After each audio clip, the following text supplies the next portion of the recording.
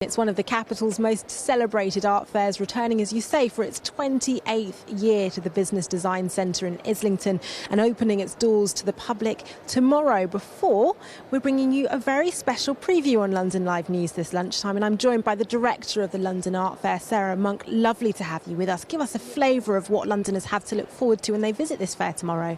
Absolutely. Well, today we're opening our doors for our preview day to VIPs and invited press such as yourself. 20th edition of the fair, and as ever we look forward to launching another Art World year in London. I mean, London continues to be at the centre of the global art market, and here that's demonstrated by the galleries, 126 galleries that we have coming from all corners of the UK, but indeed further afield. We have galleries from as far afield as Colombia, from Berlin, from the Netherlands and France, and it really is a truly international affair. What makes this art fair different to the many others that you'll find across the capital each day of the year almost at the moment? Yeah, absolutely. It's a very packed calendar, but obviously we are the biggest modern British and contemporary art fair in the country. We have a broad range of work covering the last 100 years of artistic production from key modern British figures in the art world such as Alfred Wallace, Ben Nicholson. Our museum partner, the Jerwood Gallery, also brings a very special and important private collection of modern British art to the fair for the public to enjoy. But then equally we have really special curated sections, art projects and Photo 50 that are looking at the most interesting and emerging contemporary practice and young galleries and artists. So it's really a place for people to see established names and discover new talent and see what's really happening in the contemporary art scene as well. Your 28th year here in Islington, how has the fair developed in that time? It's developed enormously. I mean, the fair has sustained ourselves over those 28 years by always trying to be responsive to the world around us, looking at different ways in which galleries and buyers and visitors want to engage with art.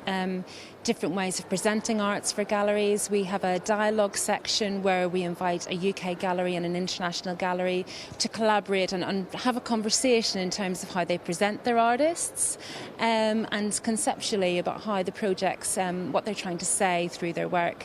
And I think there's a great appetite amongst our visitors to sort of have this experience at the fair. I mean, the fair is somewhere to buy, and there's lots to buy, from hundreds of pounds to hundreds and thousands of pounds, but it's always somewhere for people to come and learn about art, to be educated, to develop their palette and their understanding. And we have a fantastic programme of talks and tours and discussions which help support that engagement with the fair and our galleries and artists at every level. And so much to see here at the Business Design Centre in Islington, but what are some of your highlights of the fair this year? I think for myself, having the museum partner here with their private collection means that the commercial galleries that are exhibiting with us have a wonderful opportunity to bring the very best of their modern British works. I mean, works that have a very high value and a very sort of high significance in terms of their place in British art history as well. Piano Nobile, a gallery that's exhibiting on the ground floor of the fair, has a very special work by Armstrong, the modern British artist, that was one of the very first works included in an exhibition that really launched the modern British art movement.